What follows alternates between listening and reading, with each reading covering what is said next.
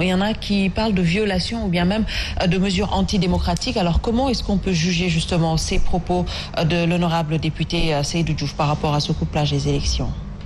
Et c'est quelque chose déjà de surprenant de voir des responsables politiques, en tout cas, s'acheminer vers cela. D'autant plus que l'élection était déjà prévue pour 2019, on se rappelle, en juin. Les élections ont fait l'objet, pour les élections locales, d'un premier report et d'un second report. Et aujourd'hui, ils avaient fixé effectivement la date fatidique de fin mars 2021. Mais aujourd'hui, tout laisse croire déjà que de toutes les façons, l'audit du fichier ne sera pas terminé. Face à cela, bien sûr, il faut aussi s'étonner du fait que pour la première fois dans l'histoire politique du Sénégal, nous allons nous retrouver avec un président à mi-mandat et donc des députés qui ont terminé leur mandat parce qu'ils terminent en 2022. Et tout cela trouve sa source dans le non-respect déjà de la parole donnée, parce que le président initialement avait pris l'engagement effectivement de faire 5 ans, si bien qu'on puisse considérer que l'avis du Conseil constitutionnel avait un poids, rien ne l'empêchait effectivement d'organiser une présidentielle anticipée. Mais c'est parce qu'effectivement il a pris la responsabilité de faire 7 ans, du coup effectivement la tradition républicaine sénégalaise... Mais vous avez parlé de non-respect de la parole donnée. On le sait, le président de la République a certaines prérogatives, mais c'est pas le seul qui décide. Alors j'ai envie de dire, où sont les hommes politiques, la société civile, donc tout ça pour justement contraindre au régime à respecter les dates des élections. C'est ce que nous nous évertuons, en tout cas pour ce qui nous concerne, de faire tous les jours. D'autant plus effectivement, comme je l'ai dit tout à l'heure, le président de la République donc était élu pour 7 ans, mais il avait pris l'engagement de faire 5 ans. S'il avait effectivement démissionné, c'est-à-dire organisé une élection anticipée, on se serait conformé avec le calendrier républicain, qui veut qu'un président soit d'abord élu et ensuite qu'on lui donne une majorité pour appliquer sa politique. Non seulement il y a cette problématique, mais là il y a une deuxième problématique, c'est la question effectivement du report des élections locales. Et aujourd'hui, nous parler du couplage ne fait que confirmer en tout cas donc ce dont on avait des soupçons, c'est-à-dire le président est en route pour un 3e mandat. D'accord. Alors justement, Maître parle d'un éventuel 3e mandat, peut-être la raison pour laquelle on évoque ce couplage, mais quels sont les enjeux de ce couplage? Pourquoi aujourd'hui on s'aventurait à justement vouloir un couplage par rapport à ces élections? Alors, vous me permettrez de préciser que des couplages d'élections, il en a existé. Il existe, il existera encore. Mais pour revenir sur le cas d'espèce, c'est que nous sommes d'abord dans une situation très complexe. C'est la situation des élections locales qui n'est pas encore arrêtée. Aujourd'hui, certainement, le juriste reviendra là-dessus. Est-ce que nos maires, les actes qu'ils posent, c'est des actes légaux présentement? C'est une question qu'il faut se poser. Maintenant, pour la question des élections, le couplage, c'est une stratégie. Parce que quand tu mets les présidentielles et les législatives ensemble, les députés sont obligés de se battre pour eux aussi. Et l'histoire a démontré, d'ailleurs, je prends le cas de notre régime, le président Wade, on a su, c'est à partir de 2009 que nous avions commencé à perdre du terrain avec les élections locales. Alors, si les élections sont séparées, si toutefois tel était le cas, le président serait dans une situation très inconfortable. Parce qu'aujourd'hui, au-delà du bilan qui est très critiquable, la situation sanitaire de ce pays ne milite pas à leur faveur. Et l'objectif, c'est de pousser les élections législatives en 2024 pour qu'il y ait au moins cette synergie d'électeurs. Parce que là, au moins, le député investi fera autant que le candidat président investi. Mais là n'est pas réellement le problème à mon humble avis. Alors où se situe le problème? Le problème présentement là, c'est le prétexte et le moment choisi. On est dans une guerre et c'est le président qui l'a dit. Tous les discours qui divisent devraient être relégués au second plan. Parce qu'on a senti que cet élan de solidarité manque d'éclat, comme on l'avait vu dans la première vague. Et pourtant, la deuxième est beaucoup plus grave. Donc c'est très déplorable qu'à cette période où nous attendions des postures à la dimension du Khalife général des Mourides qui fédère, qui adhère les Sénégalais, dans cet élan unitaire, qu'on nous sorte cette proposition qui vient pas de n'importe qui. Quand ça vient de Seydou Diouf, quelqu'un qui est très proche du président, on en a vu... Ça veut dire que c'est une voie autorisée? Alors, il dit que c'est sa simple proposition. Oui. Mais rappelez-vous qu'un Premier ministre, à l'époque, nous avions prédit 5 candidats et on est arrivé à 5 candidats. Comme pour dire que ce n'est pas quelque chose de nouveau. Comme disait l'autre, tout ce que le petit mort dit, il l'a appris sous la tente. Attendons de voir. Alors, il y a ça, mais d'une autre part, Abdoulaye, il y a également ces propos de Maître El Hadji Diouf sur le plateau de Noumbelane, qui avait justement soutenu que le président de la République ne voulait pas d'élection jusqu'en 2024. Révélation de taille, grosse révélation. Je ne sais pas les raisons qui ont poussé justement les politiques à ne pas trop s'intéresser justement aux propos tenus par Maître El Hadji Diouf sur le plateau de Noumbelane, qui disait que lors d'une réunion de la coalition Benno Bokk Yakaar, le président Macky Sall leur avait dit qu'il ne voulait pas d'élection d'ici 2024. Je crois bien que ça devait permettre justement aux partis politiques, à la société civile, de pouvoir véritablement rebondir sur les propos de Maître El Hadji Diouf pour aller dans le sens véritablement de pousser le président et son camp à aller dans le sens de respecter scrupuleusement le calendrier républicain. Mais quels moyens ils auront justement pour faire respecter cela? J'en viens, parce qu'en réalité, vous vous souvenez que, en fait, je commencerai par dire que pour les élections locales, c'est une élection qui n'est pas trop respectée, parce que depuis 1984, les élections locales ne sont pas respectées dans ce pays-là. Mais je rappelle qu'au lendemain des inondations de 2005-2006, le président Abdoulaye Wade avait pris la décision de proroger le mandat des députés. Et ma foi, je me souviens des propos de feu Ousmane Tanor Dieng qui disait qu'il couple, qu'il découple, Wade sera battu à plate couture. Cependant, eux qui étaient à l'hémicycle, ils avaient pris la sage décision de quitter l'Assemblée nationale, même s'il y avait eu par la suite prorogation du mandat des députés. Je me souviens que Ousmane Tanor Dieng, je me souviens que Feu Ahmad Dansokho, je me souviens que Abdoulaye Bathily et tant d'autres avaient préféré quitter véritablement l'hémicycle parce que, dénonçant justement la décision prise par Abdoulaye Wade de proroger le mandat des députés. Cependant, aujourd'hui, au Sénégal, plus que jamais, ce qui fait mal, c'est que ce sont les débats qui existent depuis 20 ans, depuis 30 ans, qui reviennent sur la table, alors qu'on aurait dû passer ces caps, on aurait dû être sur autre chose de beaucoup plus essentiel.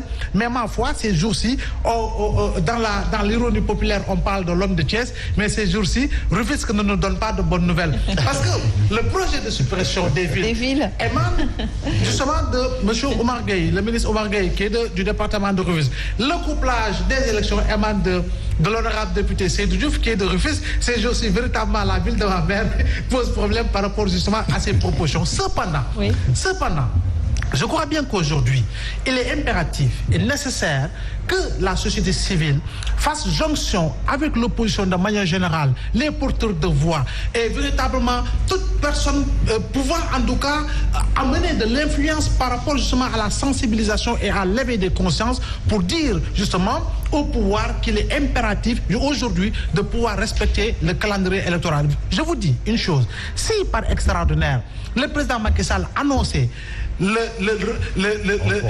report de l'élection présidentielle d'une année, vous verrez une masse populaire d'or. Vous verrez des gens véritablement aller dans le sens de faire face aux forces de l'ordre, de braver les interdictions. Ça veut dire quoi? Qu'on accorde beaucoup plus d'importance à l'élection présidentielle qu'aux autres élections. C'est ça la vérité. Vous n'avez jamais entendu le report d'une semaine ou d'un mois d'une élection présidentielle dans ce pays-là, mais les gens se focalisent beaucoup plus sur cette élection et ma foi, toute élection est importante parce que le suffrage universel a véritablement une signification importante parce que c'est le citoyen qui élit les maires, c'est le citoyen qui élit les députés, c'est le citoyen qui élit également le président de la République. C'est important. Alors, juste une petite question pour Moussa avant d'en venir à vous, Maître.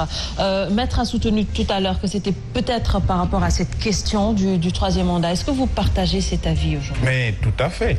Je n'ai aucun doute sur cette question du troisième mandat. Vous pensez également... Et malheureusement, on aborde cette question sur l'angle juridique et nous passons totalement à côté. Parce que c'est sûr et certain, je vous le dis ici, là et maintenant, que le Conseil constitutionnel va valider la candidature du président Macky Sall. Le combat, c'est sur 2 angles.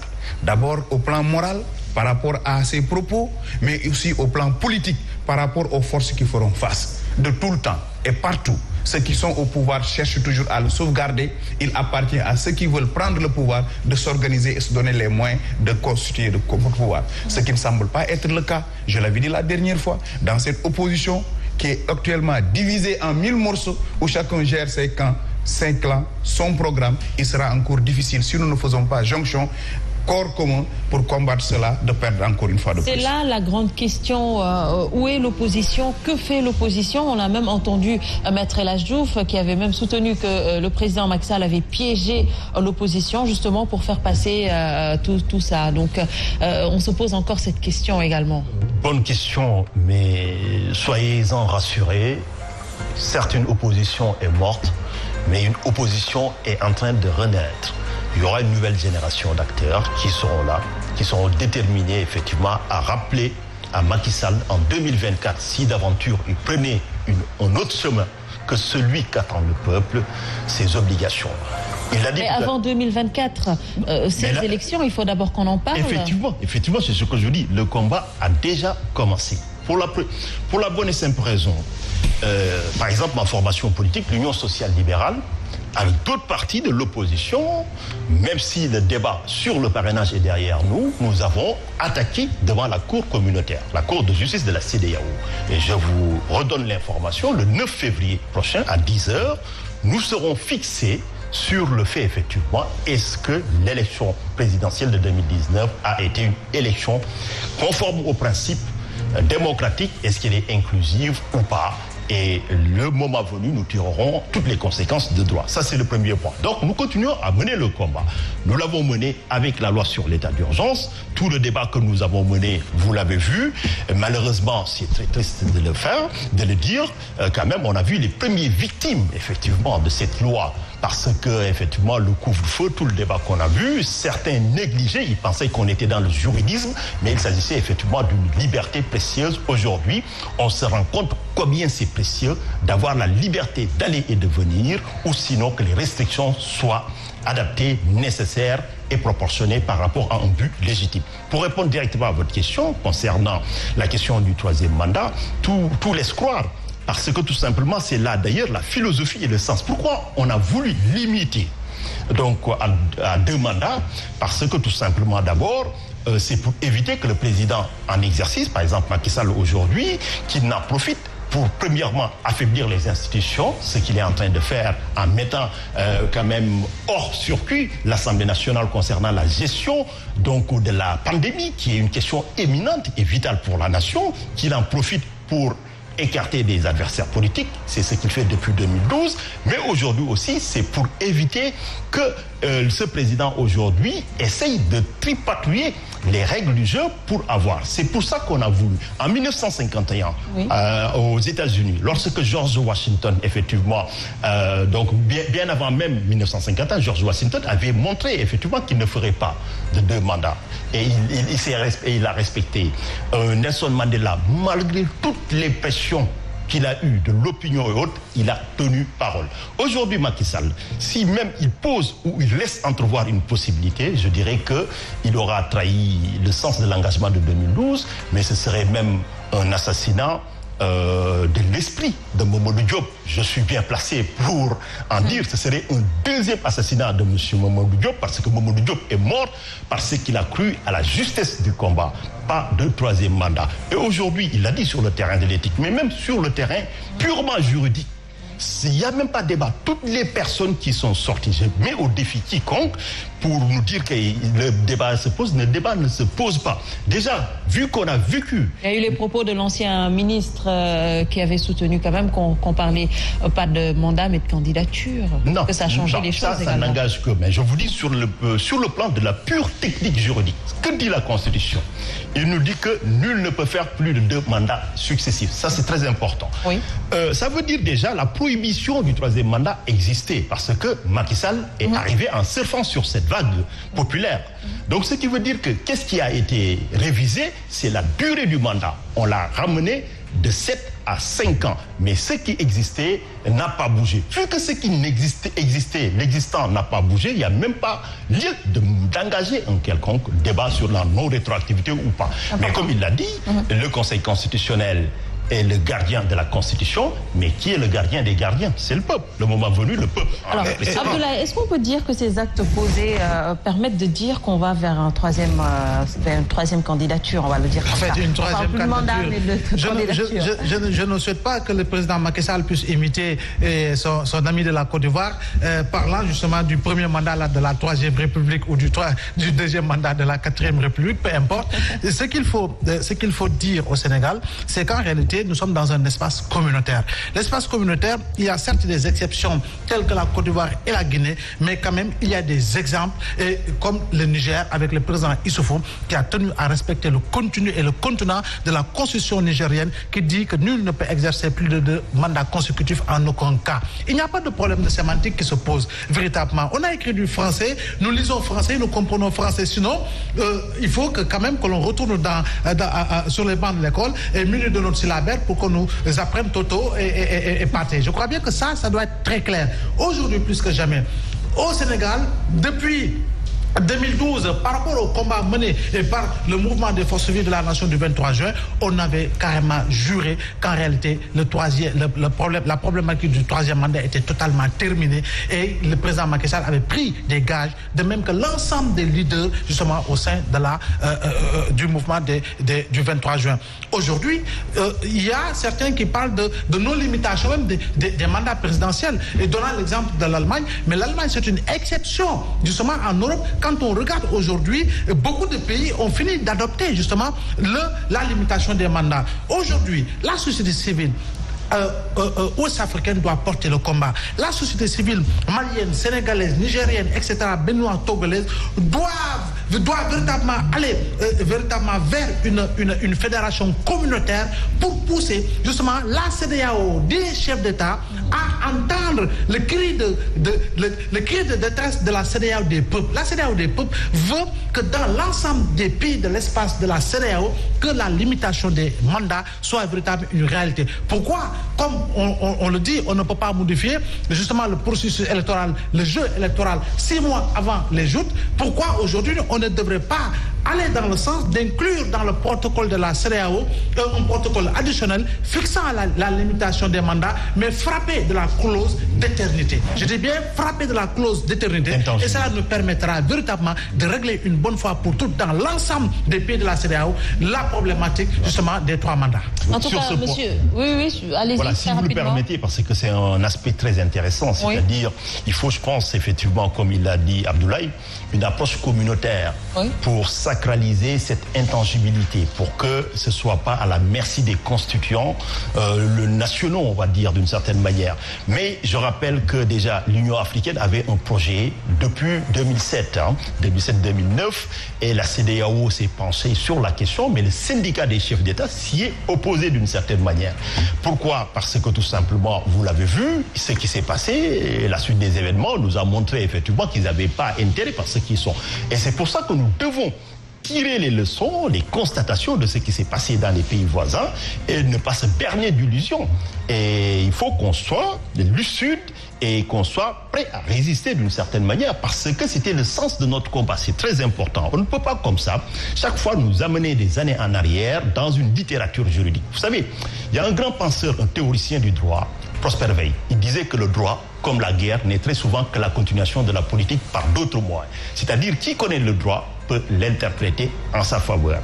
Mais pour éviter effectivement cela, comme il l'a dit, il faut une approche communautariste. Mais aujourd'hui, pour adopter ces textes, il va falloir passer par le Conseil donc des chefs d'État donc au niveau régional. Donc là, il risque d'y avoir le blocage. Donc aujourd'hui, je pense que les véritables gardiens de cette clause, dans un premier temps, seront obligés d'être les peuples. Je termine sur un point. Oui. Nous avons connu dans les années 90 la période des coups d'État.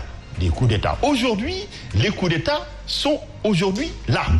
Il y a une résurrection suivie d'une transmutation, pour utiliser un terme juridique, c'est-à-dire ils ne viennent plus avec les armes, mais à travers effectivement des juristes tailleurs, d'accord, qui vont venir essayé déjà de réinterpréter de manière casuistique, c'est-à-dire selon les opportunités et les circonstances des textes qui existent, ils imposent, et comme on n'a pas la plupart du temps une justice indépendante, il va de soi effectivement que ça passe comme lettre à la poste. Alors, vous l'avez dit tout à l'heure, c'était vraiment pas le moment de parler ou bien de dire des choses qui divisent la classe politique, mais c'est important, voire opportun, justement, aujourd'hui, d'en parler, pour qu'on puisse savoir où est-ce qu'on va et savoir comment faire pour combattre tout cela. Oui, savoir où on va, c'est important, mais savoir l'ordre des priorités encore l'est davantage. Là, on est en février, dans un pays normal, si tous allait bien. Voilà la deuxième fois qu'on viole la loi électorale. La révision des listes devait se faire. On ne l'a pas fait l'année dernière, on ne l'a pas fait cette année. Sauf si on va vers une élection. On ne sait pas jusqu'à présent l'élection qui est en face de nous, quand est-ce qu'on va l'organiser. Tout cela participe à brouiller le jeu politique et à perturber les acteurs.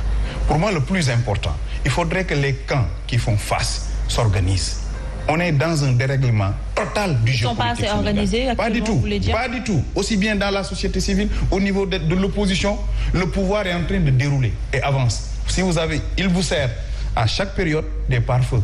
Il vous laisse grignoter un os pendant qu'il s'occupe d'autres choses. Pour moi, ce que l'opposition et la société devaient dire, c'est avoir un agenda clair. Jusqu'au moment où je vous parle, il n'y a aucun agenda, un tableau de bord clair, défini, parce que jusque-là, on se fiait au dialogue politique, qui jusqu'à présent avait d'ailleurs... Mais que dire de cette alliance qu'on avait entendue, qu'on avait vue par rapport justement à l'opposition? Oui, c'est des alliances de circonstances. C'est souvent des alliances électorales et non pas politiques. On ne discute pas sur des points de combat. On est sur des généralités. Et dans ces généralités, chacun gère un agenda caché. Je vous dis, ce que Seydou Diouf a dit a été proposé dans les termes de référence au niveau du dialogue. Et les gens l'avaient refuté. On l'enlève par la porte, ça revient par la fenêtre. Pour moi, le plus important, ce qui se passe avec ce régime-là, ça se passe avec tous les régimes qui veulent avancer.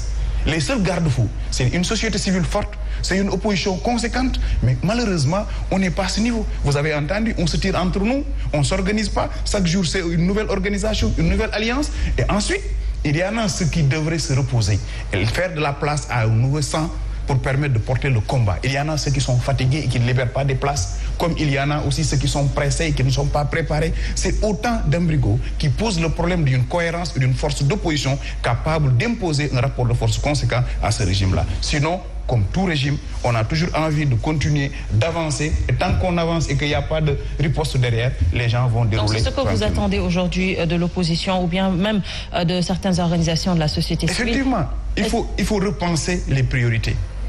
Il faut s'organiser parce que toutes les organisations, les alliances, je peux me tromper et cela n'engage pas mon parti, c'est ma perception des choses, sont caduques. Évaluons le front de résistance. Voilà 12 ans qu'on s'oppose à Macky Sall. On n'arrive à gagner aucun combat.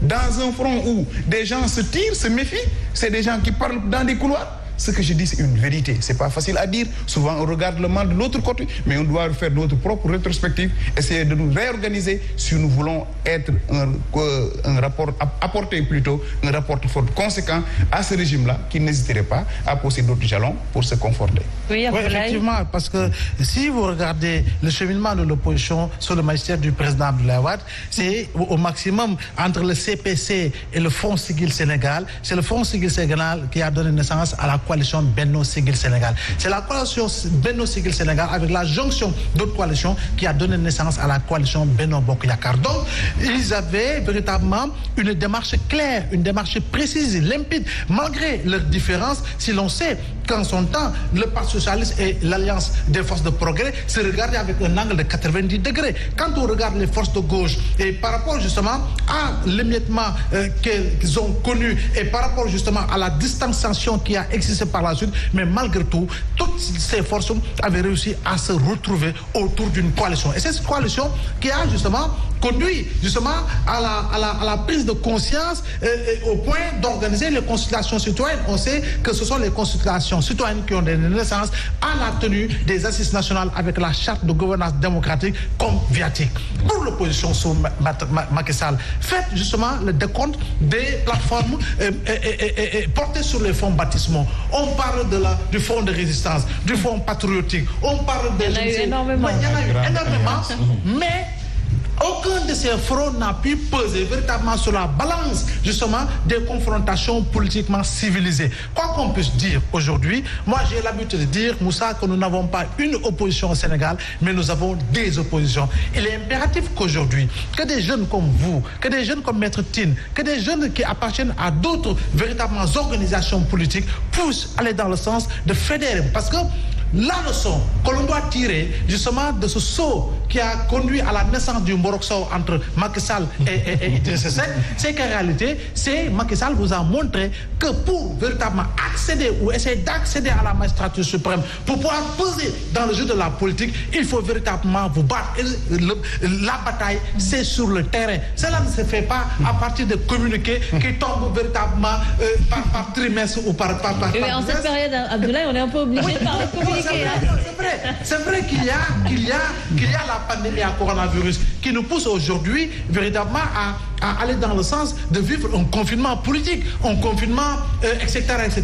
Mais dans tous les cas, quoi qu'on puisse dire, le pouvoir, malgré la pandémie, aujourd'hui est en train, en tout cas, de verser dans un jeu politicien avec ses différentes propositions relatives à la suppression des villes, relatives au couplage des élections, relatives justement à l'élimination justement de la limitation des mandats présidentiels.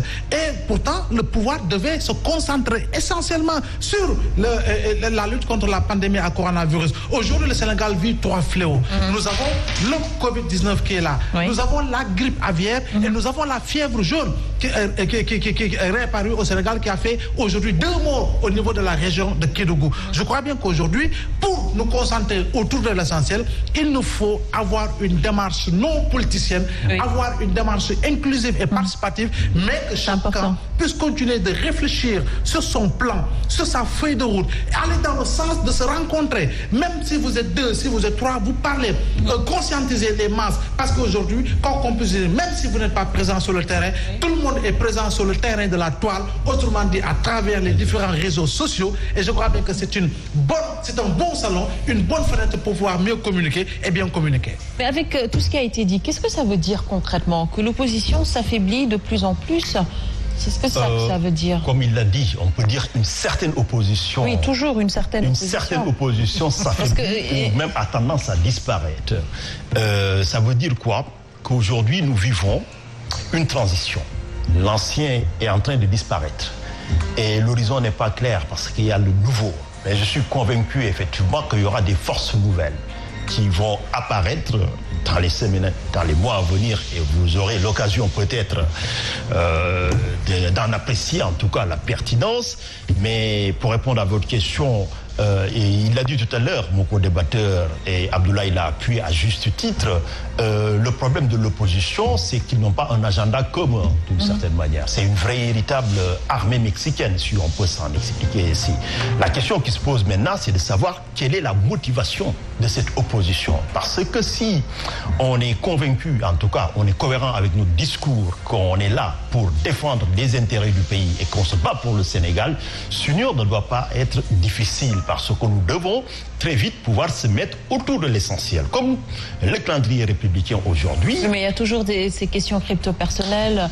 C'est pour ça, comme il l'a dit, il faut qu'on puisse transcender ces considérations crypto-personnelles. Il faut qu'on arrive à bâtir une opposition unitaire autour d'un agenda commun, effectivement, avec des objectifs qui ne sont pas des objectifs personnels, mais des objectifs d'intérêt général, d'intérêt commun. Parce que je suis convaincu, effectivement, que si nous atteignons l'intérêt général, on aura atteint l'intérêt de tout le monde, parce que dans l'intérêt commun, il y a l'intérêt de chacun. Donc, tout cela pour vous dire, effectivement, il faut que l'opposition se ressaisisse. Malheureusement, ils ne sont pas sur le point de le faire. Nous l'avons vu avec toute la polémique qu'on a eue sur la nécessité d'attaquer en inconstitutionnalité.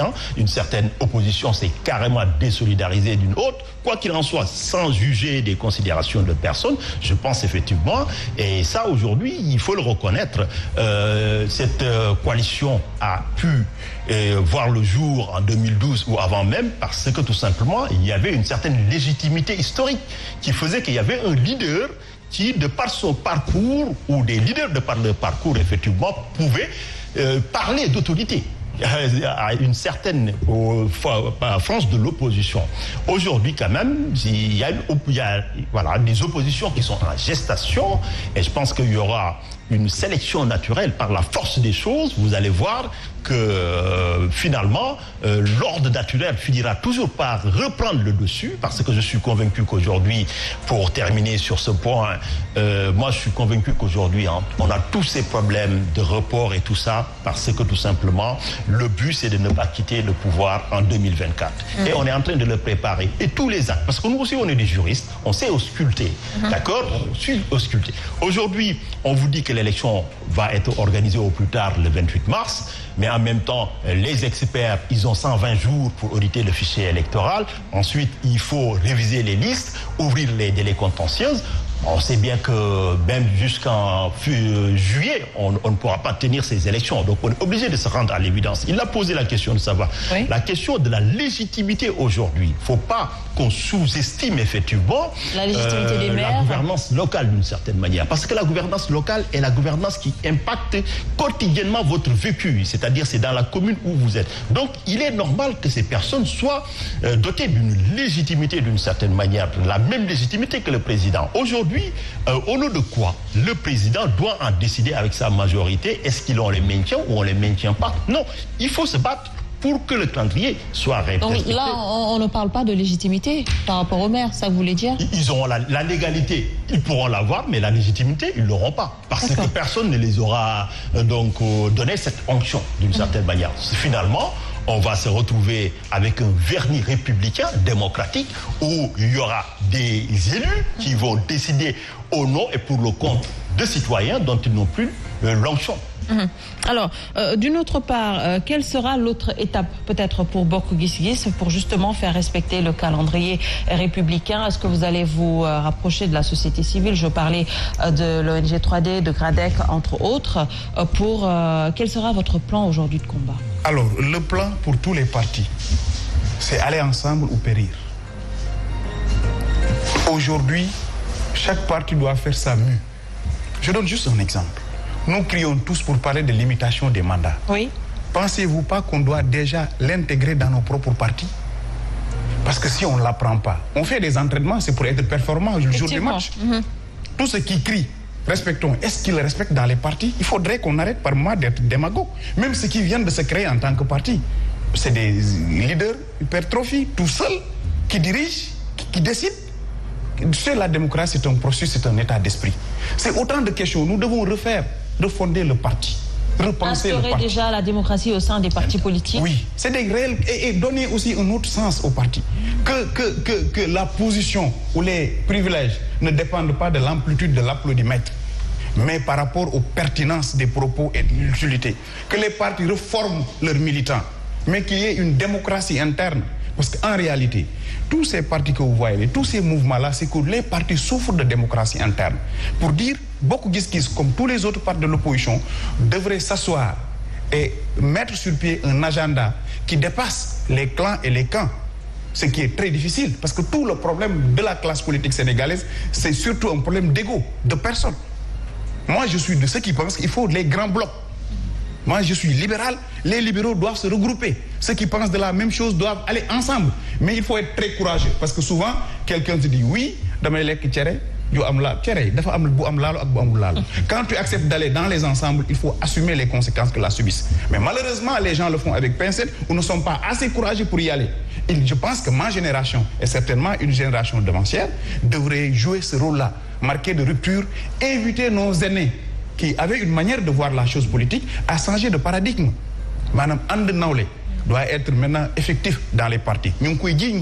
Mais dans nos propres partis, il nous arrivait de constater des positions de ce genre. Et je suis sûr et certain que les Sénégalais mangent bien le Borokso, mais je suis sûr également et certain que la majorité des Sénégalais est beaucoup plus friand de Ngala. Donc, il faudra impérativement que vous essayiez de mieux vous organiser afin véritablement de changer la couleur, autrement du contenu et du contenant, pour mieux véritablement vous orienter vers des objectifs beaucoup plus clair, beaucoup plus précis, beaucoup plus pertinent. Quoi qu'on puisse dire, quand on regarde aujourd'hui et ce qu'on constate comme erreur commise mise par justement les partis de l'opposition, on se dit, est-ce que véritablement les gens assez souvent vont puiser dans les tiroirs de l'histoire parce que des erreurs pareilles ont été commises par des partis qui vous ont précédé, sous d'autres magistères, sous Abdoulaye Wade, sous Abdou Diouf et même sous Senghor. Donc je crois bien qu'aujourd'hui, on ne peut pas réinventer la roue. Mais il vous faut impérativement trouver le bon vaccin parce qu'il y a un variant sénégalais qui véritablement a fini d'infecter l'ensemble des partis politiques de l'opposition. Donc aujourd'hui, au-delà des problèmes d'ego, aujourd'hui, on est à la recherche permanente du buzz, alors que l'on sait que le buzz qu'en réalité ne dure que le temps d'une rose. Je crois bien qu'il faut avoir une vision pertinente avec véritablement une formation accrue, un recrutement accru de militants. Mais si vous avez un parti Merngembo, mais vous aurez pertinemment des militants Merngembo, vous aurez pertinemment des sympathisants Merngembo. Et je rappelle qu'entre 83, je dis bien entre 83, aux élections générales de 83 à 2000, on a vu que le score de la gauche véritablement avait connu une certaine avancée. Pourquoi? Parce qu'en réalité, il y avait toujours des militants convaincus qui continuaient de voter pour ces formations, même s'ils savaient qu'elles ne pouvaient pas justement accéder à la magistrature suprême. Ça, c'est de la conviction. Aujourd'hui, malheureusement, dans les partis, cela n'existe pas. Aujourd'hui, quand on regarde l'opposition, on se dit, est-ce qu'il n'y a pas des espions justement du pouvoir dans les couloirs de l'opposition? Macky Sall, il a deux bâtons. Il a un bâton très dur et il a un bâton chocolat multisaveur et il demande à chaque véritablement leader de pouvoir choisir. Donc, à vous de choisir, maître.